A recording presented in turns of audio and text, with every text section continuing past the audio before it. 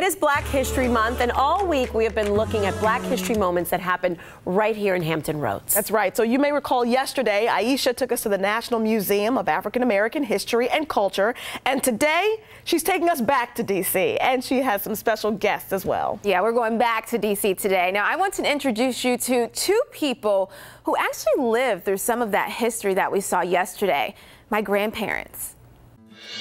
You're now entering back into the 1400s. This is my grandmother, Brenda Williams, and this is my grandfather, Willie Williams. To me, they are Nana and Dede. I took them on a tour for the first time to the National Museum of African American History and Culture. Oh my goodness. How do you hold something like that?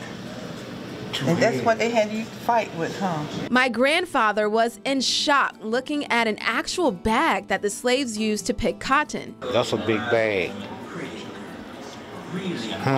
Their reactions So they prefer to be dead than to be slaves. were to be expected. The images that you're seeing tell a story, one that they have lived through. We had to run from different people.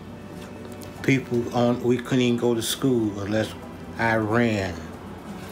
So the best thing I could do at that time was not go to school. As only the third generation out of slavery, that one trip brought on a whirlwind of emotions. They suffered.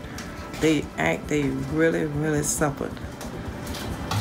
It was very heartbreaking. And while they will always remember what their parents and grandparents had to face, there will always be a place to remind them of just how far their family has come. Glory, hallelujah.